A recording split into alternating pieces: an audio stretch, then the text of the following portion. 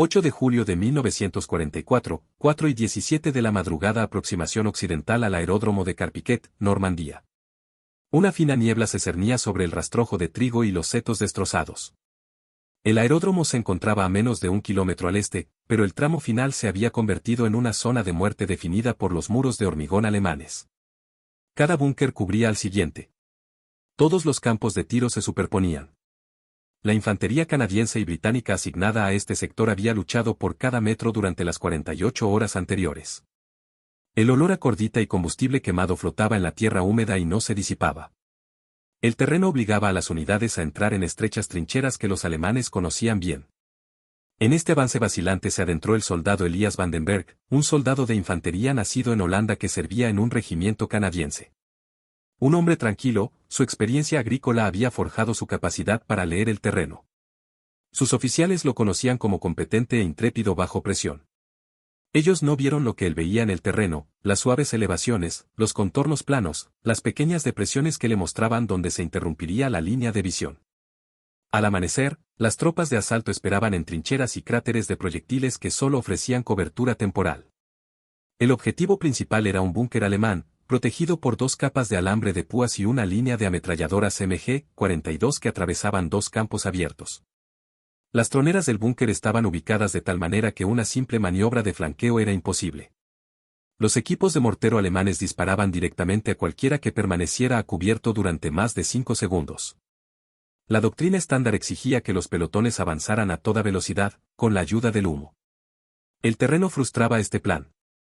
El humo se desplazaba lateralmente con la brisa matutina, creando brechas que dejaban al descubierto a los hombres que corrían. Ataques anteriores habían terminado de la misma manera. Ráfagas de ametralladora destrozaron a los pelotones de cabeza, obligándolos a retirarse.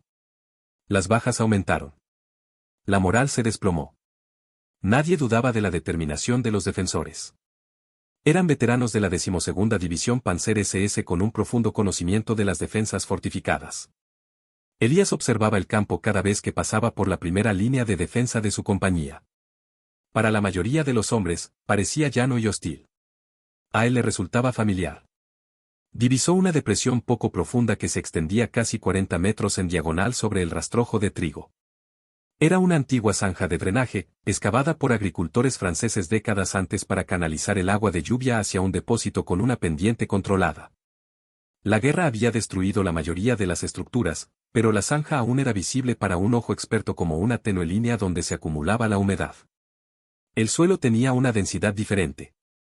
La hierba era más baja. La zanja tenía solo entre 40 y 50 centímetros de profundidad, insuficiente para ocultar a un hombre de pie. Para Elías, sin embargo, era suficiente para ocultar a alguien que se arrastrara. La zanja discurría por el borde derecho del sector de tiro del búnker alemán. Esta línea formaba un punto ciego natural. Cualquiera que se moviera por ella podía avanzar sin cruzar la línea de tiro directa del búnker. Era estrecha y arriesgada. Un solo explorador alemán en el tejado lo pondría en peligro.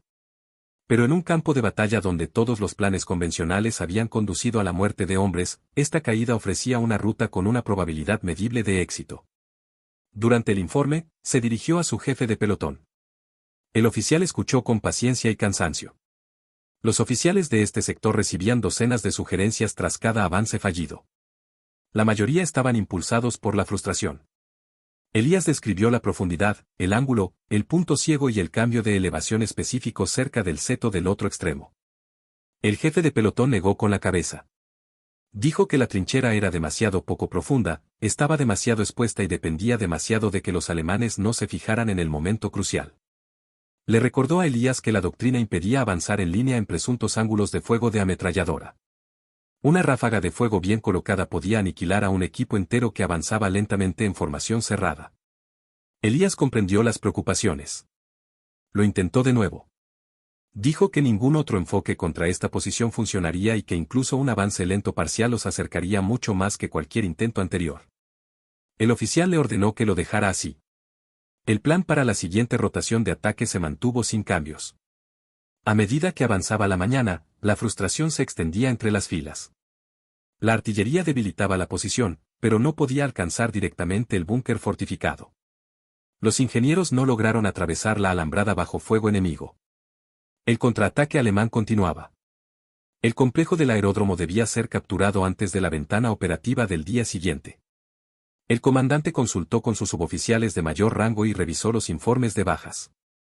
Estos presentaban un panorama sombrío, habían caído más hombres en las últimas 12 horas que en los 2 días anteriores juntos. Caminó por la línea del frente y volvió a inspeccionar el terreno. Desde este punto estratégico, la depresión era tenue pero perceptible. Se dio cuenta de que Elías no la había imaginado. Estaba allí. Era sólida. Ofrecía al menos una cobertura parcial desde la principal ranura de tiro del búnker.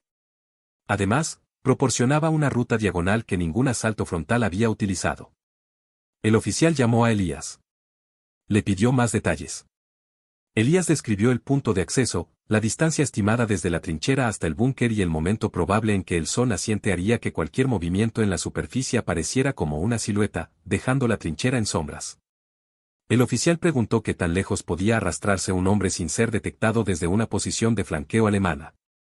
Elías dio estimaciones precisas basadas en las condiciones del suelo, la altura de la hierba y el ángulo de reflexión del rocío. El oficial escuchó atentamente. Cuando Elías terminó, autorizó un rastreo de reconocimiento por parte de un equipo de 3 hombres. No se trataba de un asalto a gran escala. El objetivo era simple, verificar si la trinchera proporcionaba la cobertura que Elías afirmaba. El rastreo comenzó a las 5:28 de la madrugada. Elías lideró a 2 hombres, el cabo Ensley y el soldado Reese.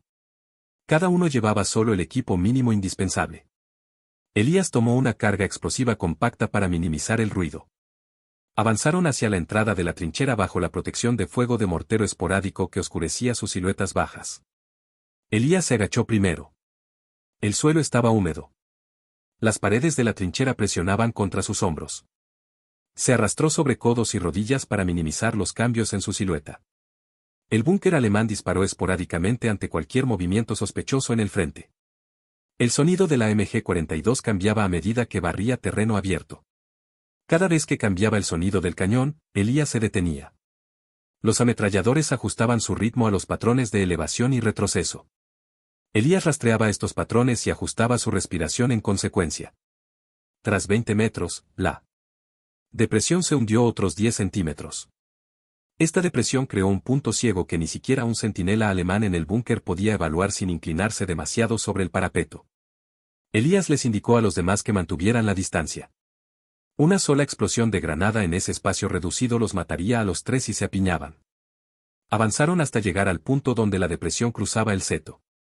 Desde allí, podían ver el lateral del búnker. Vieron la ranura de tiro. Vieron el alambre de púas. También vieron que los alemanes no habían reforzado el punto ciego. Era el único punto al que la ametralladora no podía llegar. Elías retiró al equipo antes de que corrieran el riesgo de ser detectados. El viaje de regreso tomó el doble de tiempo. Cada movimiento fue cuidadosamente considerado. Al llegar a sus propias líneas, el oficial los saludó con firmeza. Elías confirmó que la ruta funcionaba. Dijo que podrían llegar al búnker sin alertar a la guarnición si se movían al amanecer, cuando el sol proyectaba sus sombras más profundas. El oficial asintió. Dijo que planearían una demolición controlada. El búnker se derrumbaría por su lado desprotegido. El plan se implementó rápidamente, pues el tiempo era lo único que el batallón no podía reemplazar. Los ingenieros suministraron a Elías 2 cargas explosivas adicionales, cada una equipada con espoletas cortas para evitar una exposición prolongada al muro del búnker. Una fuerza de cobertura de 3 partes se preparó para suprimir de inmediato cualquier movimiento en la depresión del área del búnker contra las posiciones alemanas adyacentes.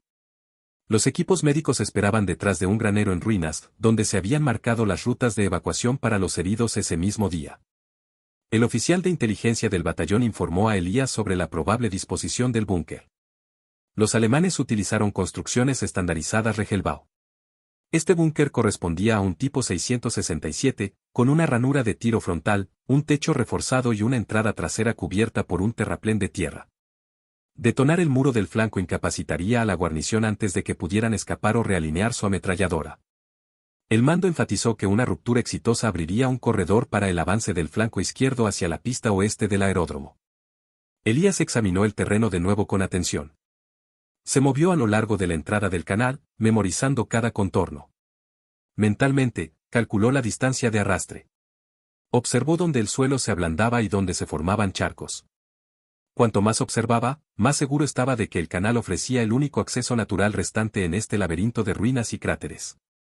Los dos miembros de su equipo elegido no tenían experiencia en agricultura, pero confiaban en su criterio. Habían visto el camuflaje del canal con sus propios ojos durante el rastreo de reconocimiento. Su confianza ahora se basaba en la moneda más fiable en el campo de batalla, la observación directa. A las 6:20 de la mañana, el batallón se reportó listo. Elías revisó su equipo. Se ajustó las cargas explosivas en el pecho para amortiguar el ruido. Aseguró su pico para que no resonara contra las piedras. Se ajustó las correas del casco para que no rozaran contra la pared del abrevadero. Lenta y deliberadamente, bebió agua para respirar con calma.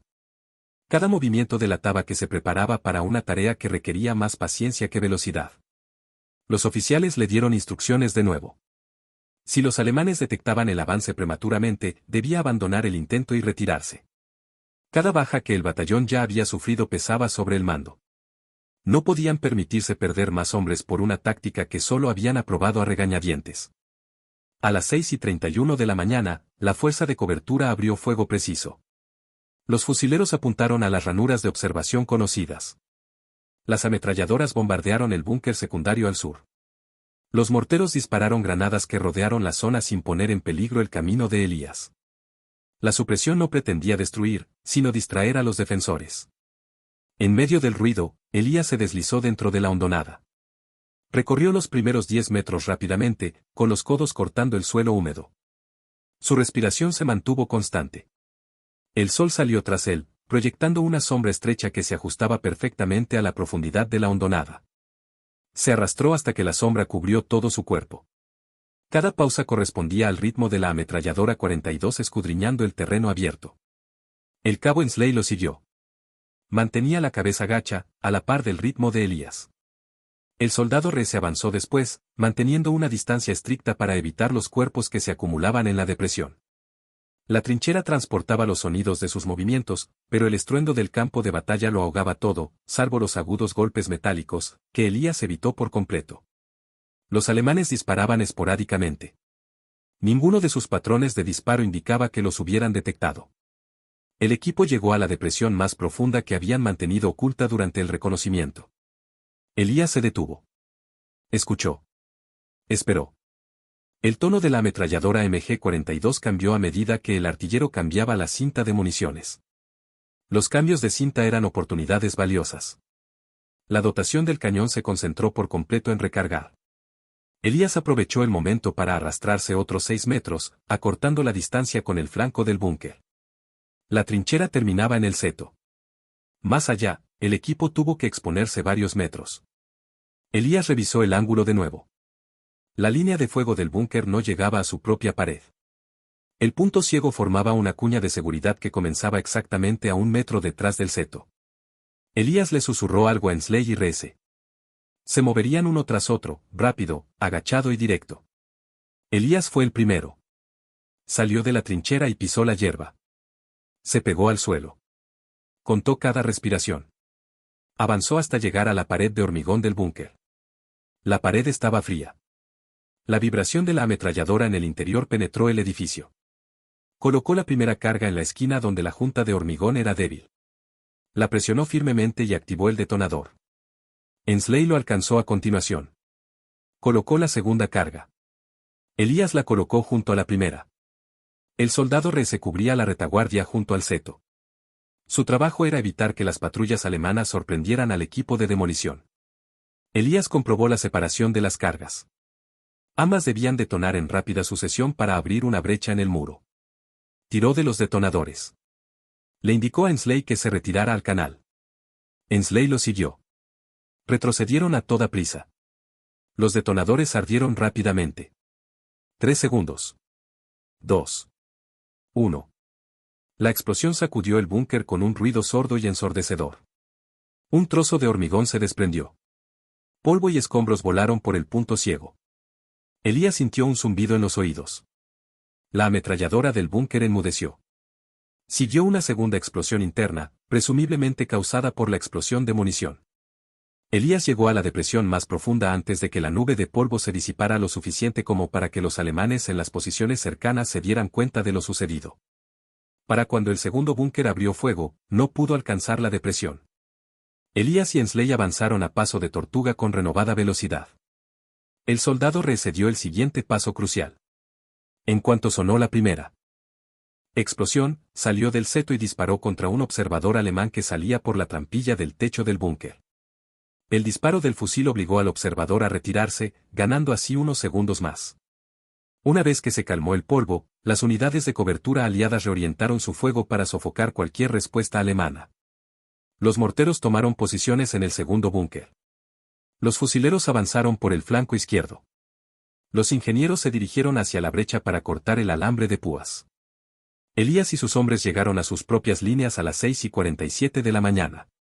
Sus uniformes estaban cubiertos de barro y sus rostros cubiertos de polvo. No habían sufrido bajas. El mando actuó de inmediato. Los oficiales ordenaron a los equipos de asalto que explotaran la brecha. La destrucción del búnker desestabilizó toda la red defensiva alemana en este sector. La comunicación entre las tripulaciones del búnker cesó. El fuego de apoyo desde las posiciones vecinas se volvió esporádico. Los alemanes, creyendo que su flanco estaba amenazado por una fuerza mayor, comenzaron a retirarse de sus posiciones de fuego expuestas. Los comandantes de las compañías vecinas evacuaron a los heridos y condujeron a las escuadras de fusileros hacia el corredor recién creado. El avance hacia la pista oeste cobró impulso. La ruptura, que se les había escapado durante 2 días, se logró ahora a través de una trinchera que la doctrina había descartado como irrelevante. El abrevadero, que antes transportaba agua a través de un campo, ahora guiaba a los hombres a través de una línea fortificada. Los oficiales que inicialmente habían rechazado la idea de Elías ahora reconocían el valor táctico del conocimiento del terreno que habían adquirido en la vida civil. En cuestión de minutos, la noticia se extendió por todo el batallón. Los hombres relataron la historia con todo detalle. Hablaron de un granjero que había descubierto algo que otros habían pasado por alto.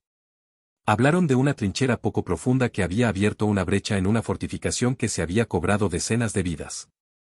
Hablaron con respeto, pues en el campo de batalla, lo importante eran los resultados. La noticia se extendió por el frente más rápido que cualquier informe oficial. Las unidades que preparaban sus propios ataques solicitaron descripciones del ángulo y la profundidad de la trinchera.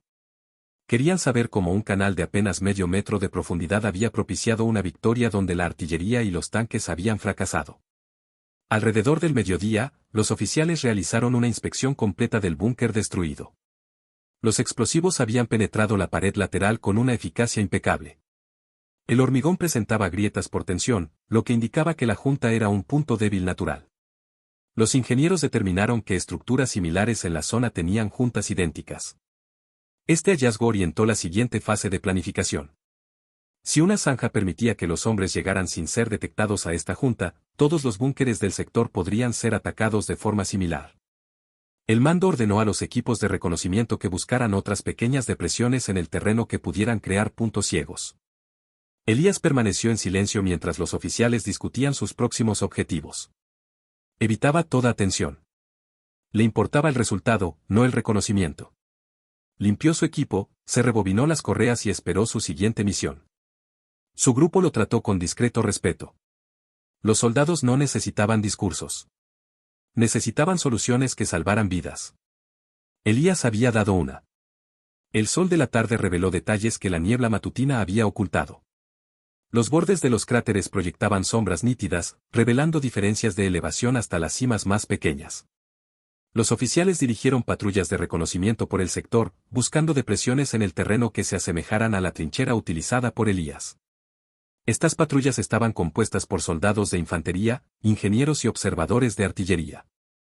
Examinaban cada depresión con atención constante, pues cada metro de terreno oculto podía reducir las pérdidas en el siguiente ataque. Por primera vez desde el inicio de la ofensiva en torno a Carpiquet, el batallón sintió una oleada de confianza. La destrucción del búnker de flanco alteró el equilibrio psicológico. Los alemanes operaban ahora con incertidumbre. Habían considerado la red de búnkeres indestructible. La destrucción de un búnker mediante un método poco convencional los obligó a reconsiderar sus suposiciones. Elías observó a los equipos de topografía trabajando. Observó cómo se movían por el campo, con la mirada fija en el suelo. Reconoció la misma curva de aprendizaje que había observado en los nuevos trabajadores agrícolas. Los agricultores aprenden a ver la tierra no como una superficie plana, sino como un patrón de elevación, humedad, sombra y dirección. Cada elevación tiene un significado. Cada depresión cuenta una historia sobre la escorrentía superficial y la distribución del peso. Elías comprendía estas conexiones intuitivamente. Pero sabía que sin la confirmación del rastreo anterior y la explosión, ningún oficial habría confiado en este instinto. El escepticismo en el campo de batalla era una lógica defensiva. Las vidas dependían de métodos que pudieran replicarse. Ahora que el método de la depresión había demostrado ser exitoso, los oficiales querían estudiarlo más de cerca. A la 1:30 de la tarde, el comandante del batallón reunió a los líderes de pelotón para una sesión informativa táctica cerca de una granja en ruinas. El techo se había derrumbado, pero los muros de piedra seguían en pie. Utilizaron el interior como base de operaciones improvisada. El comandante destacó 3 observaciones. Primero, las pequeñas irregularidades del terreno ofrecían más cobertura de lo que se creía. Segundo, los búnkeres alemanes tenían arcos de tiro fijos, lo que creaba puntos ciegos predecibles.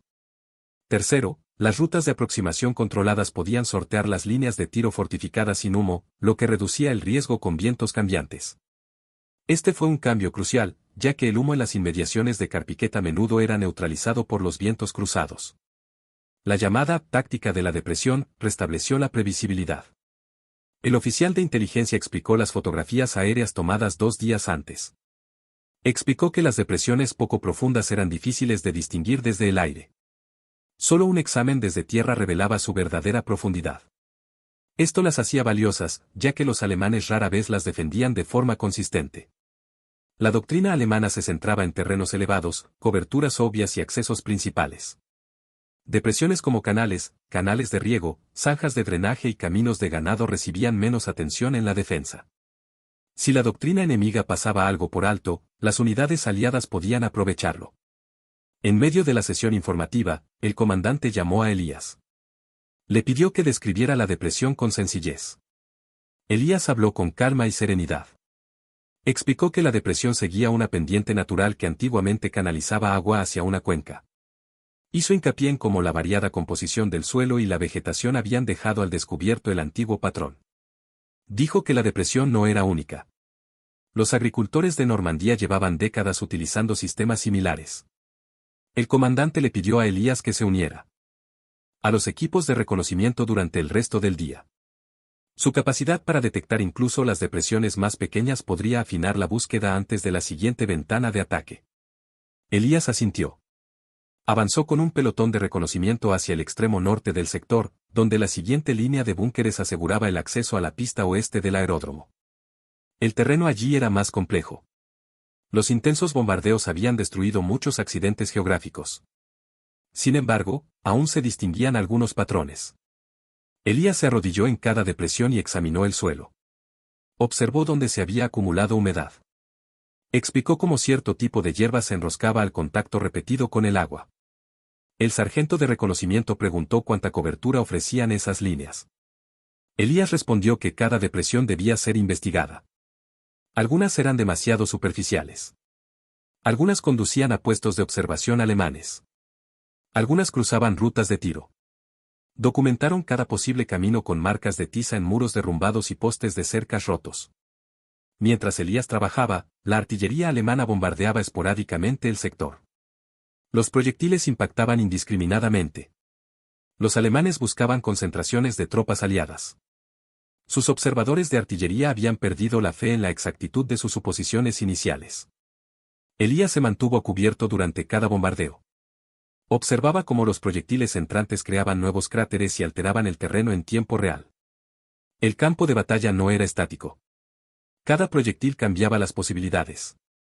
A veces, un cráter creaba una nueva depresión que podía servir de espacio de acceso.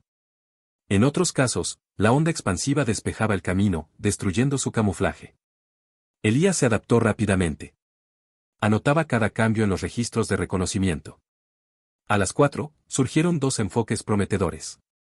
Uno era una zanja de drenaje poco profunda que serpenteaba junto al borde de un huerto destruido. El segundo era un camino de ganado que discurría paralelo a una hilera de dependencias derrumbadas. Sin embargo, ninguno ofrecía la misma cobertura integral que la zanja original. Ambos requerían una sincronización precisa y un estricto control del ruido. Los oficiales discutieron la ruta a seguir para el siguiente ataque. Comprobaron la distancia al búnker más cercano y calcularon el tiempo que tardaría un equipo de avance lento en alcanzar su flanco.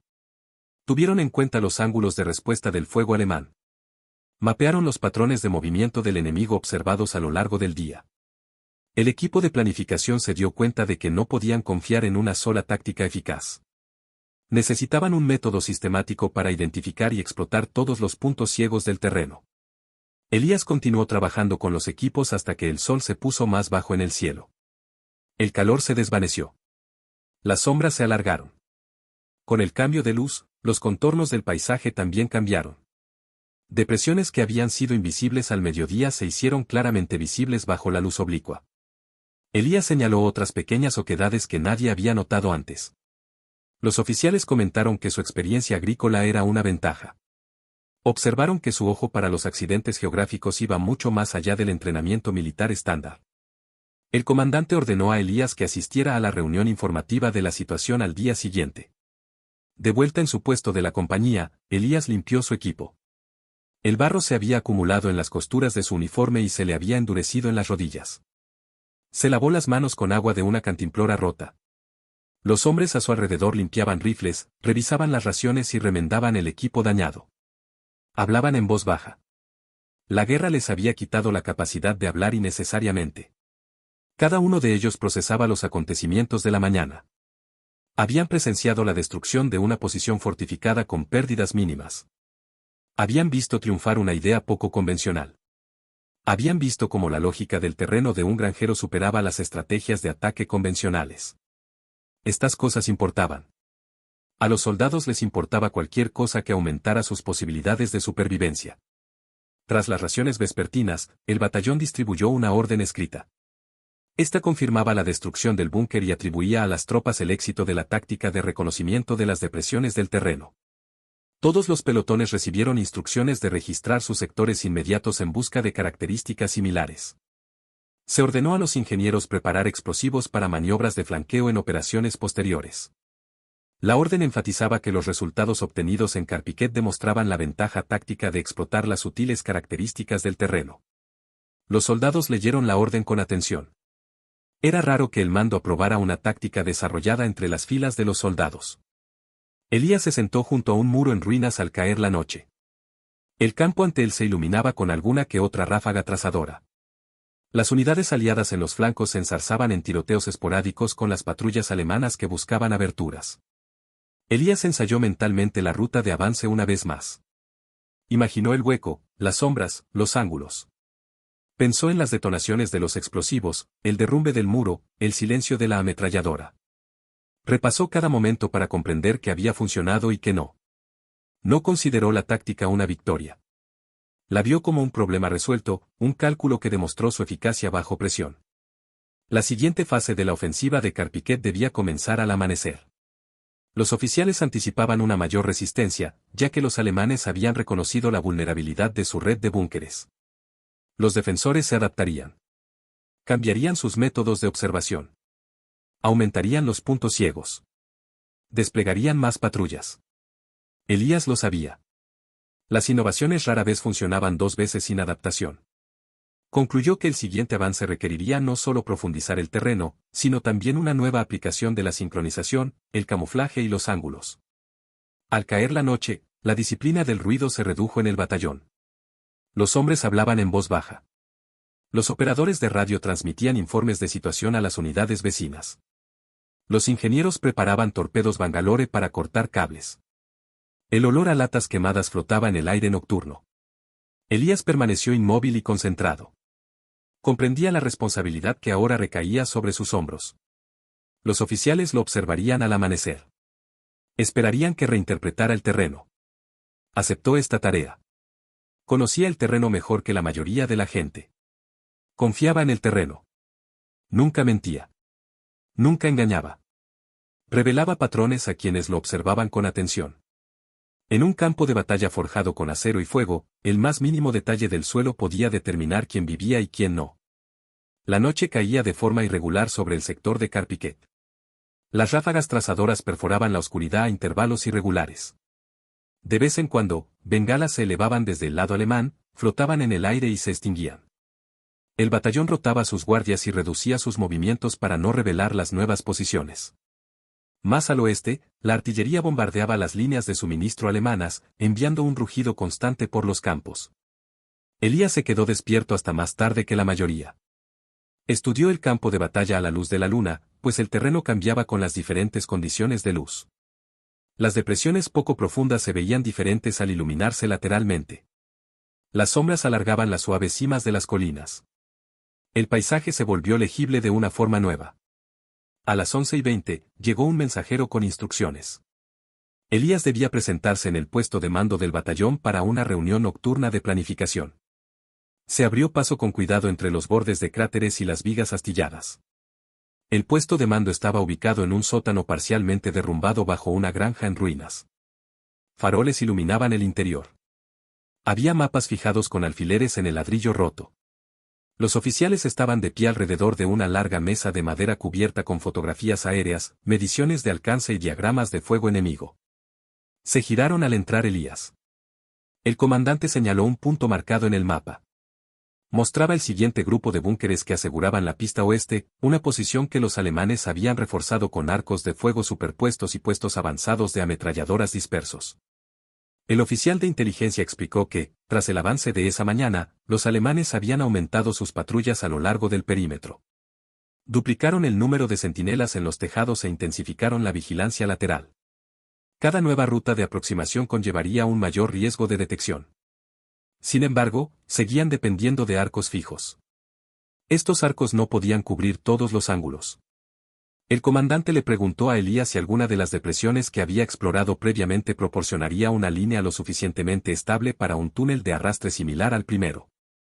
Elías estudió el mapa y pensó en la zanja de drenaje del huerto y el sendero para ganado. Pensó que ambos eran posibles con una alineación precisa. El comandante le pidió que se lo explicara.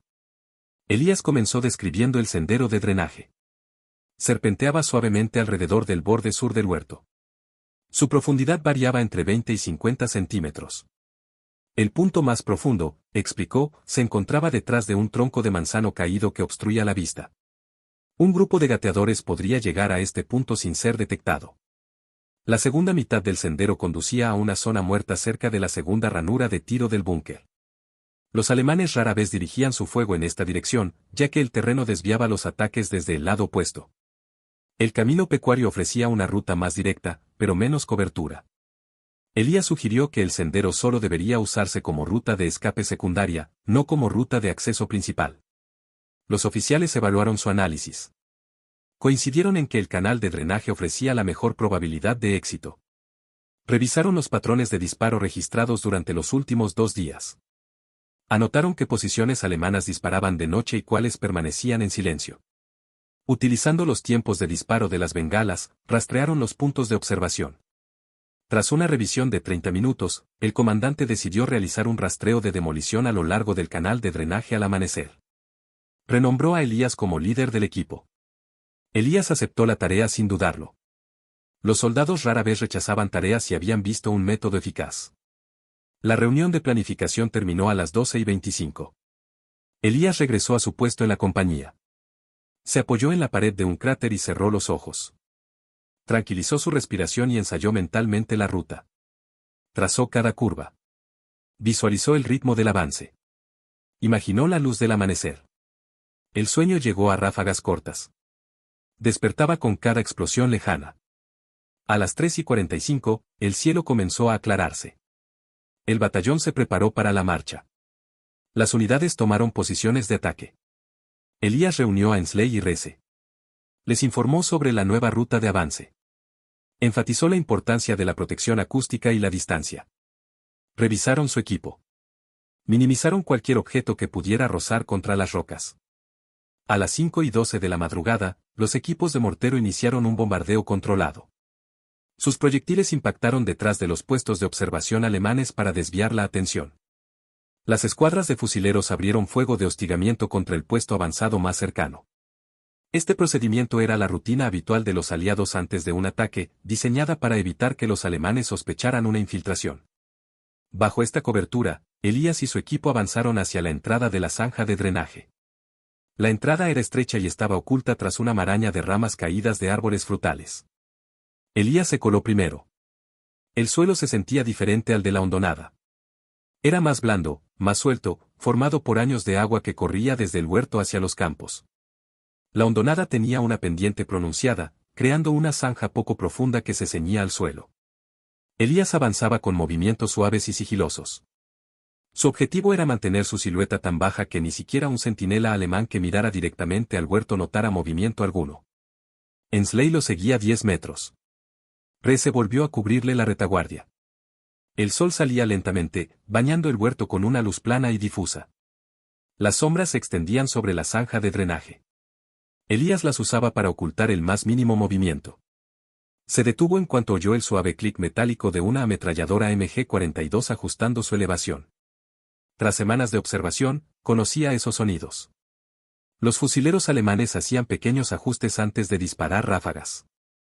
Elías cronometraba sus paradas para que coincidieran con estos ajustes. El camino de drenaje giró a la izquierda después de 15 metros. Allí yacía el manzano caído. Su tronco había sido quebrado por el fuego de artillería. Las ramas sobresalían, formando una barrera protectora natural. Elías se arrastró debajo. Esperó en la hondonada más profunda. Escuchó el campo de batalla. Los morteros retumbaban a un ritmo constante.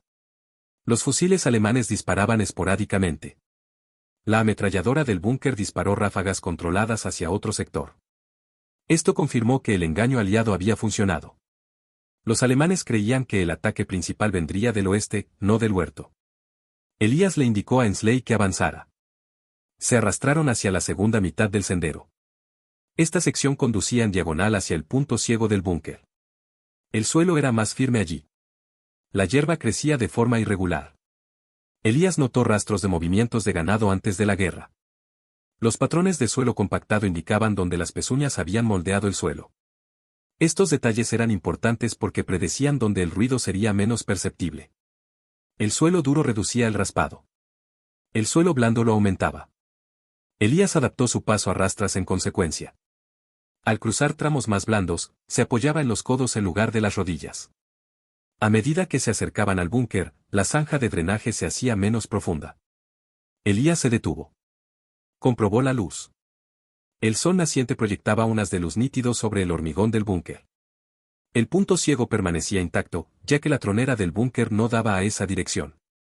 Elías le susurró a Ensley, harían la aproximación final con un picado a baja altura. Rece se quedó atrás para cubrirse. Elías se adelantó.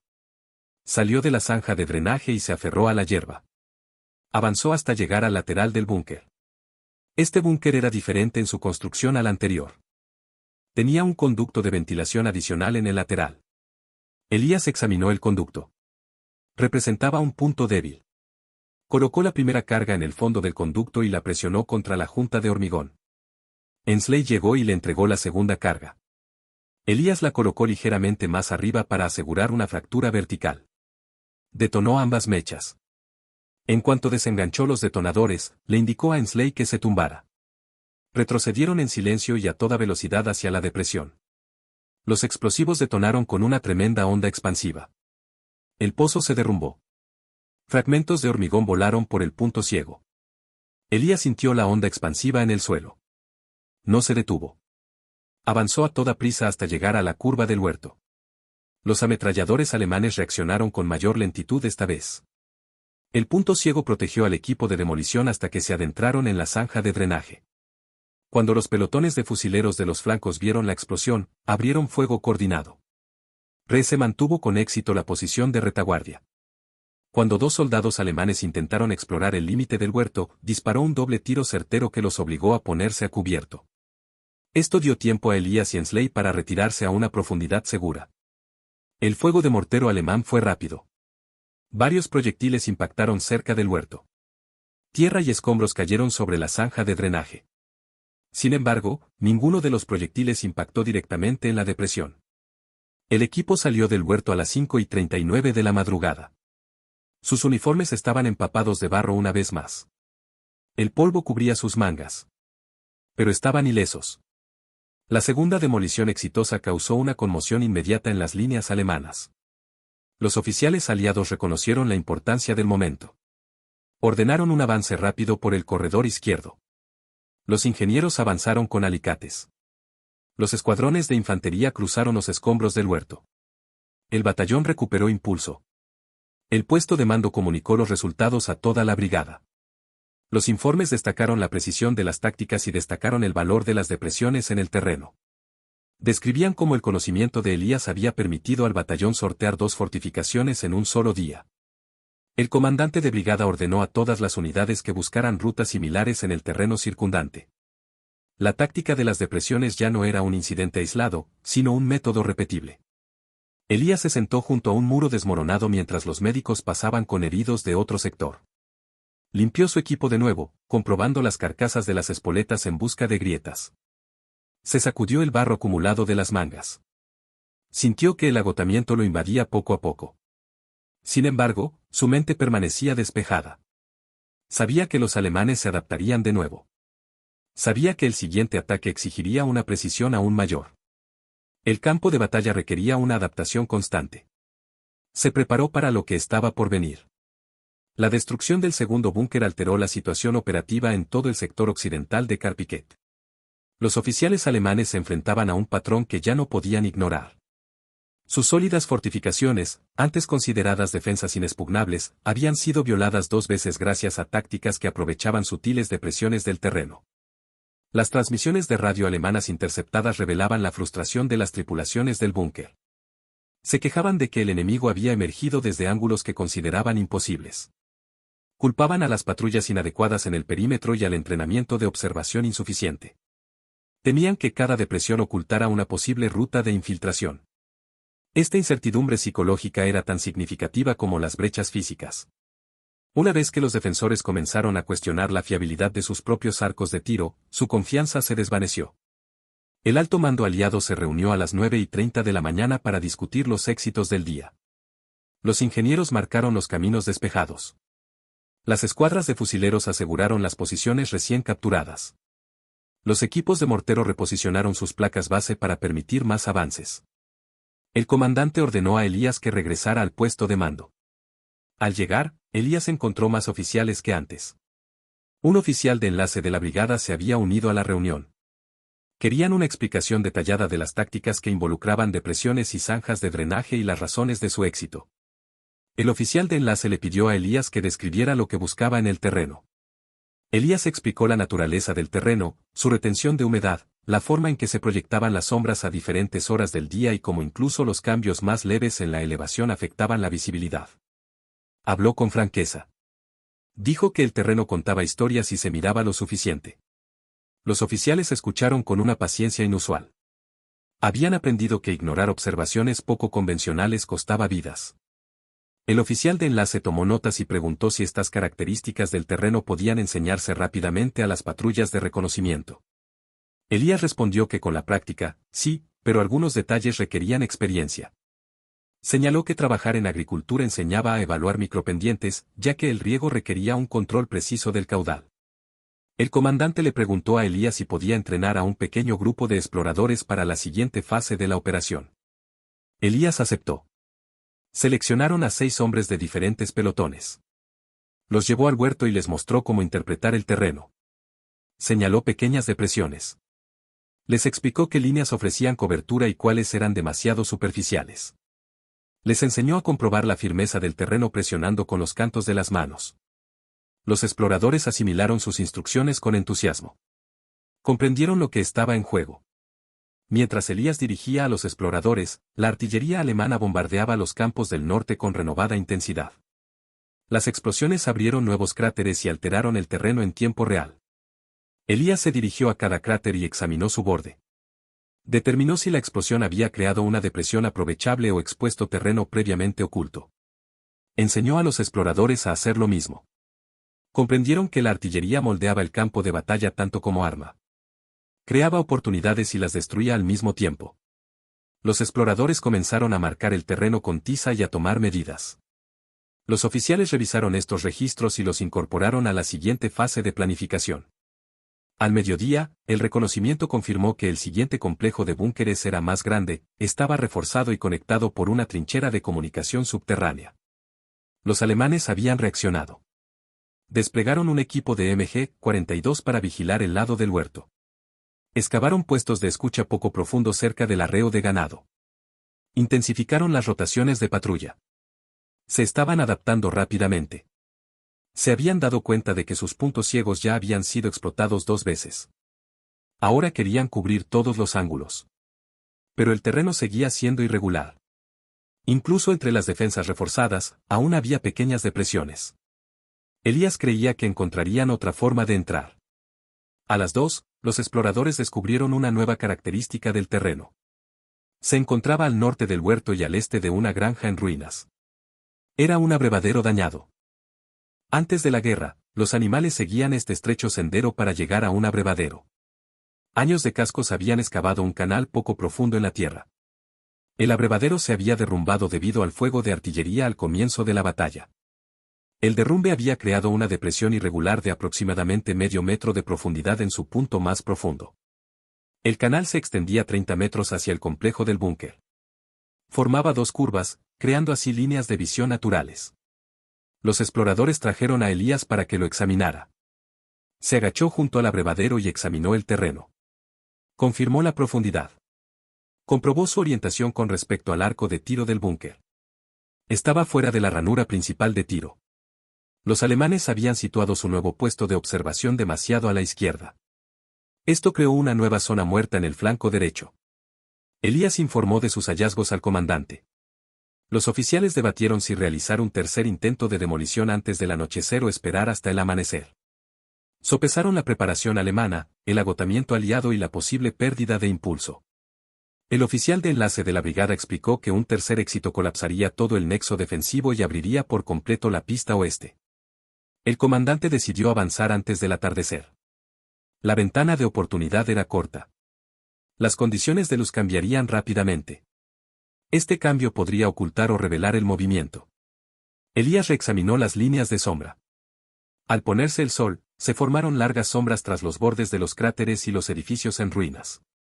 Concluyó que el abrevadero estaría mejor camuflado entre las 5:10 y las 5:25 de la tarde.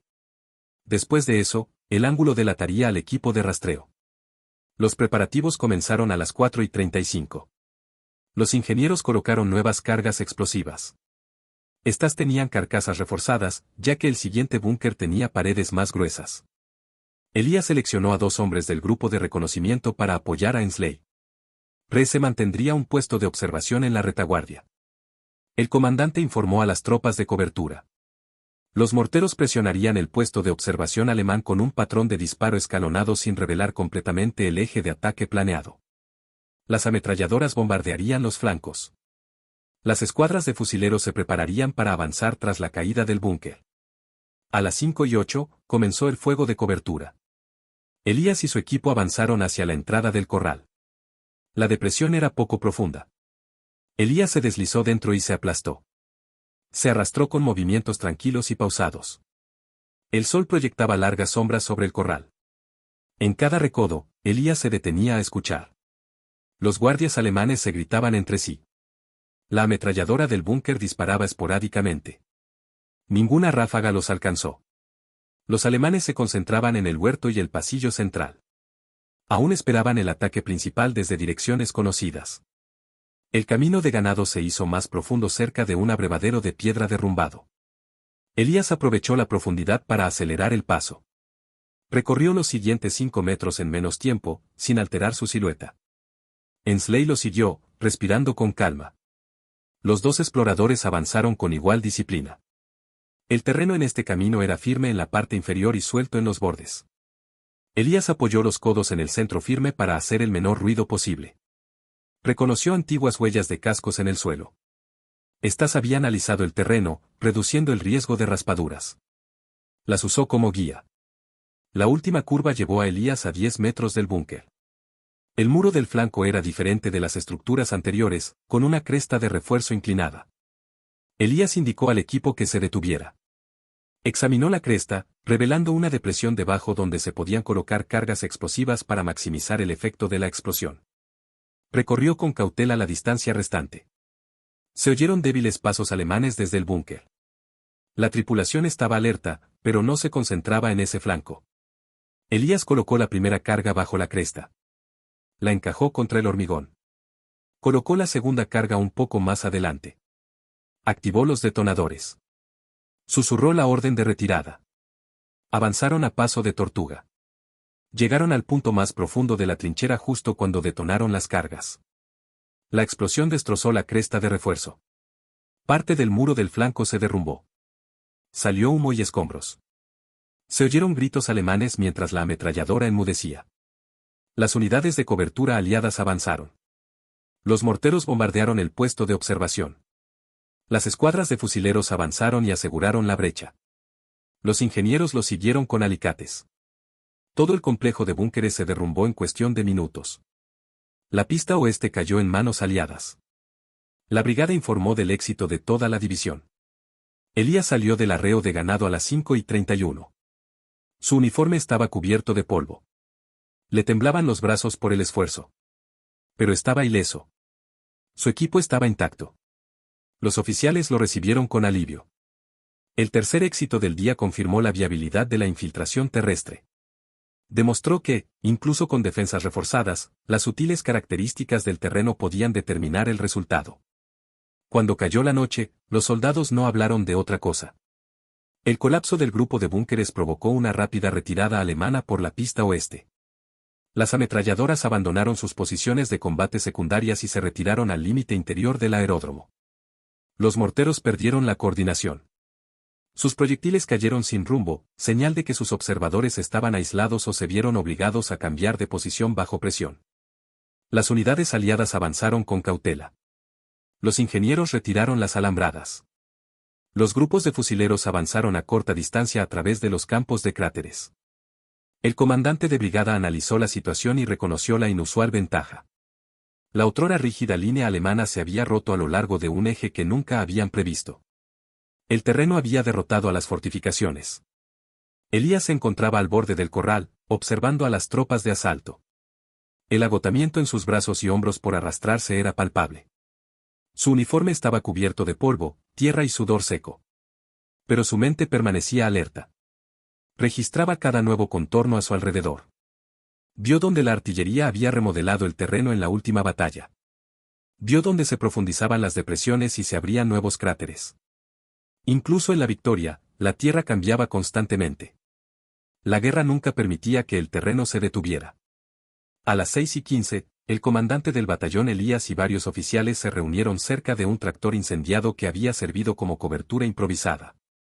Analizaron los resultados de los 3 ataques. Cada avance había requerido precisión en el tiempo, conocimiento del terreno y movimientos controlados. Todos habían tenido éxito con bajas mínimas. El comandante explicó que la brigada estaba preparando un informe completo para el cuartel general. Quería descripciones detalladas de la depresión, la ruta de drenaje y el arreo de ganado. Le pidió a Elías que compartiera sus mediciones y observaciones. Elías le entregó las notas de reconocimiento. El comandante las hojeó y notó de inmediato su claridad. Vio descripciones de la pendiente, estimaciones de la densidad del suelo, marcas de tiempo de las trayectorias de sombra y distancias de visibilidad. Estas no eran notas de infantería comunes. Reflejaban una forma de pensar diferente. Mientras los oficiales discutían los próximos objetivos, se reanudó el contraataque alemán. Los proyectiles de artillería llovieron sobre la pista capturada. Las unidades aliadas se refugiaron tras los escombros. Elías avanzó con los exploradores hacia el borde de un cráter. Observó cómo los proyectiles impactaban en el suelo y donde podrían formarse nuevas depresiones. Instruyó a los exploradores que marcaran sus posiciones después de cada bombardeo.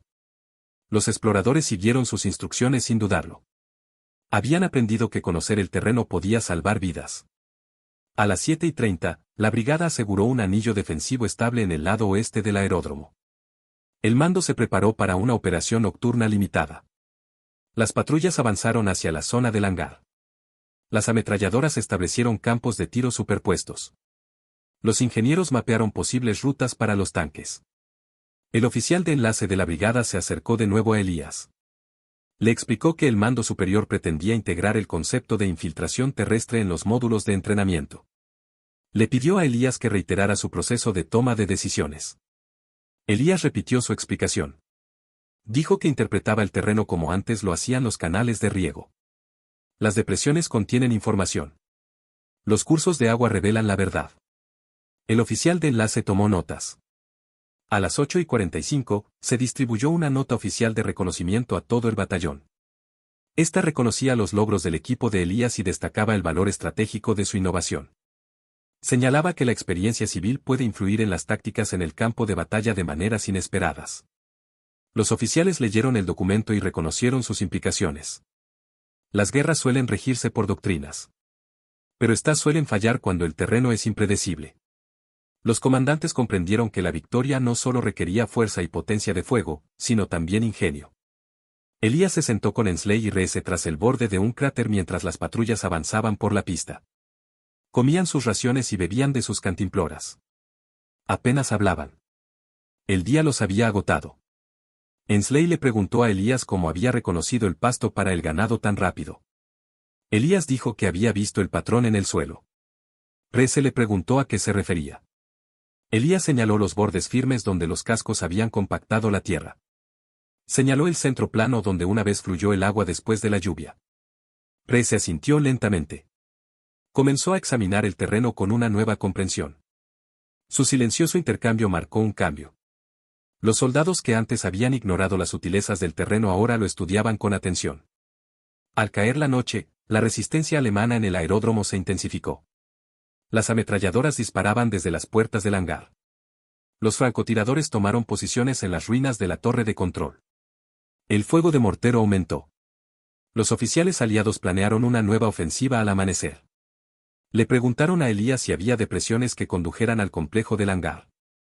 Él respondió que, si bien las había, no formaban una línea continua. El interior del aeródromo había sido nivelado durante la construcción. Era terreno abierto. Los intentos de aproximación dependerían del humo, las armas antitanque y el fuego de barrera. El terreno por sí solo no decidiría esta fase. Los oficiales apreciaron su honestidad. Sabían que ninguna táctica funcionaría en todas partes. Elías fue reasignado a una posición de retaguardia para pasar la noche. Los médicos lo examinaron.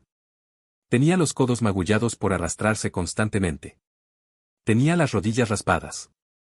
Las mangas de su uniforme estaban rotas.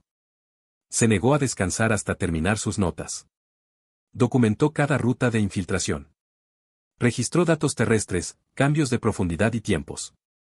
Escribía de forma objetiva y concisa. Quería un informe útil, no dramático.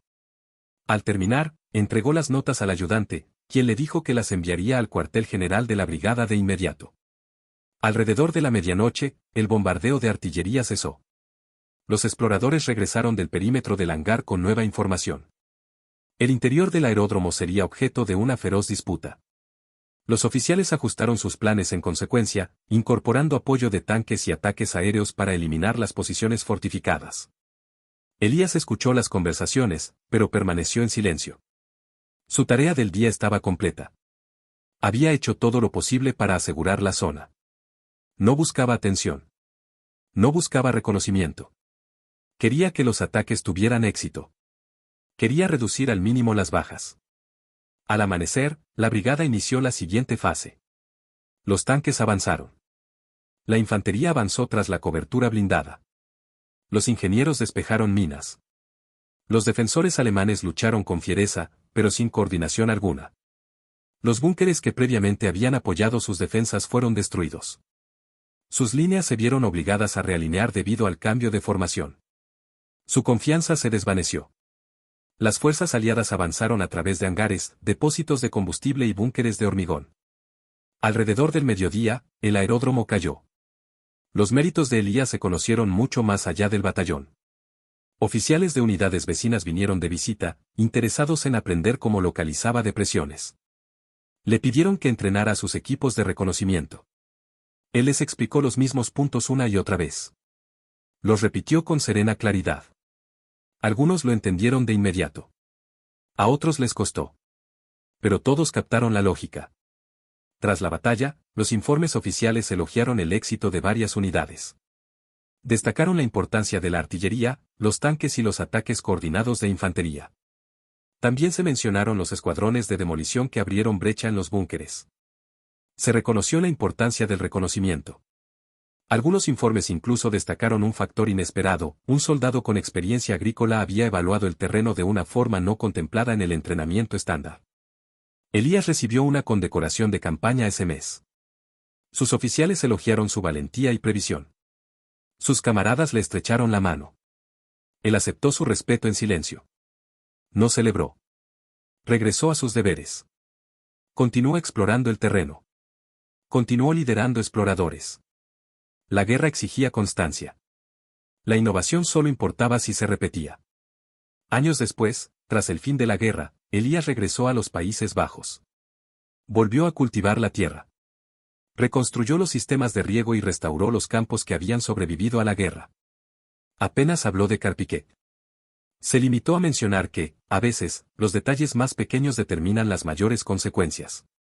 En los archivos militares, el abrevadero, la zanja de drenaje y la vía pecuaria se citaban como ejemplos del uso del terreno para la infiltración. Su nombre apareció brevemente y luego desapareció entre los miles de otros. Pero dentro del batallón, los sobrevivientes lo recordaban. Recordaban al granjero que vio lo que otros no vieron. Recordaban cómo 3 depresiones poco profundas cambiaron el curso de una batalla fortificada. Recordaban que el conocimiento podía ser tan poderoso como la potencia de fuego.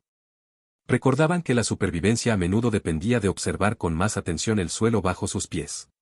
Elías nunca buscó la fama. Quería claridad. Quería comprensión. Quería ver la tierra como realmente era. Lo logró. Su legado perdura en la tierra que una vez leyó con un instinto agudizado por la necesidad.